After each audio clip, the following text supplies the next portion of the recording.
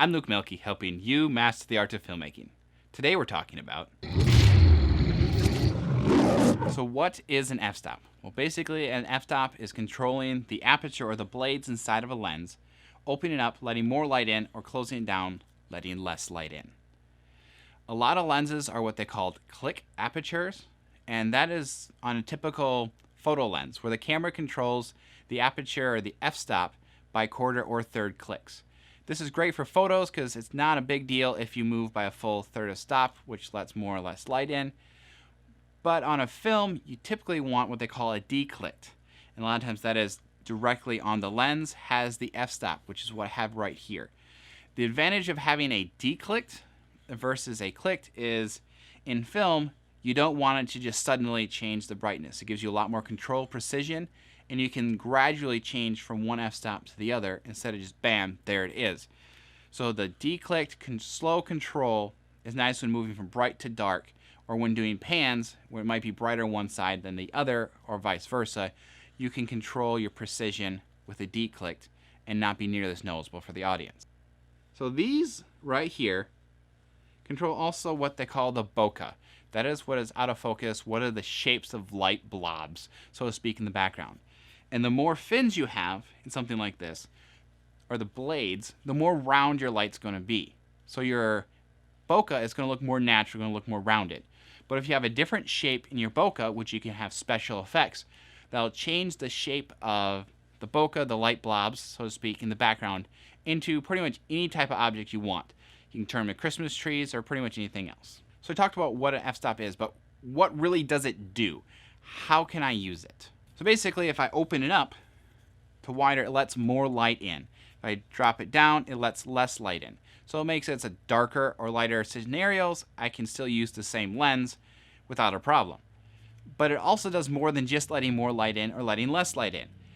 The more open the f-stop, the shallower my depth of field, which can be really cool because it has a cinematic effect, as a lot of people call it, that if I open it wide, the background is out of focus, and it really helps draw my attention in on my subject, which is a big plus because I don't want all the distractions of all the background.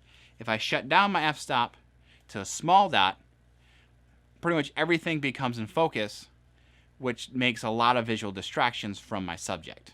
So a shallow or deep depth of field can be used to help tell a story. A shallow depth of field can really help bring in the audience, remove distractions, and really bring in your emotions in on what your subject is experiencing at the time.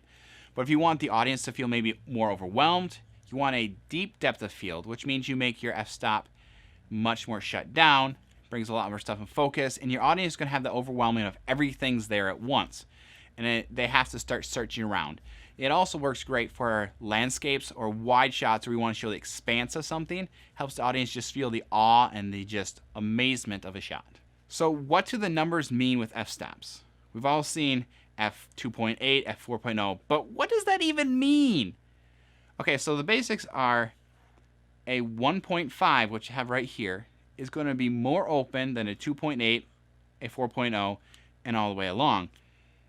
So the smaller the number, the more light is let in. So if I go from a 1.4, which this only goes to 1.8, but I go 1.4 to 2.0, that is one stop of light. That means it lets in half the amount of light. 2.0 to 2.8 is another stop of light where it lets in half the light again. And if I go to 4.0, half the light again.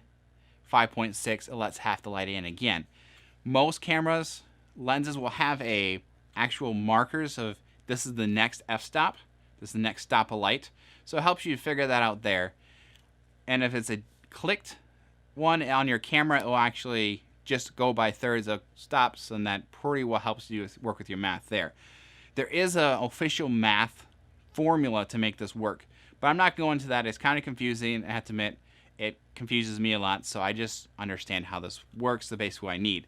So if I go 2.0 to 4.0, that's double the number, and that lets in 1/4 the light. And there's a stop in between at 2.8. If I go from 4.0 to 8.0, that is 2 stops of light, so it lets in 1/4. So every time it doubles the number, it lets in 1/4 the light. So it basically comes down to this. The smaller the number, the smaller the depth of field and more light. The larger the number, the larger the depth of field, and the less light. If you can remember that, you'll be well on your way and know basically what you need to know about f-stops. I know we've already talked a lot of weird technical stuff and math, but I'm going to throw in one more weird technical thing here, and that is, what is the difference between an f-stop and a t-stop?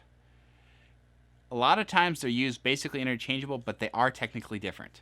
An f-stop is how much light is let into a lens. A t-stop is how much light comes out of a lens.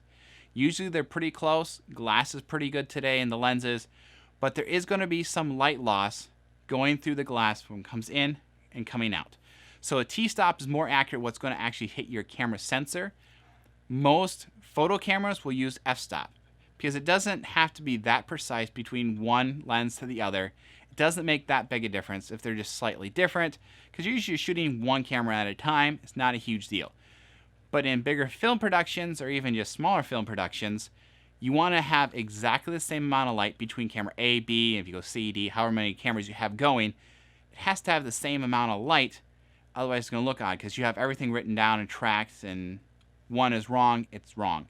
There's no total fixing it in post. Also helps if you're swapping lenses in a film production. Sometimes you have a 35 to 85 to 50 millimeter lens. You'll just swap in and out.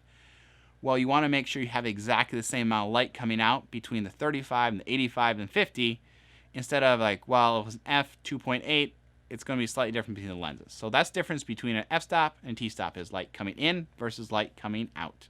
Thank you for watching this video. If you liked it, please like, comment, share, subscribe.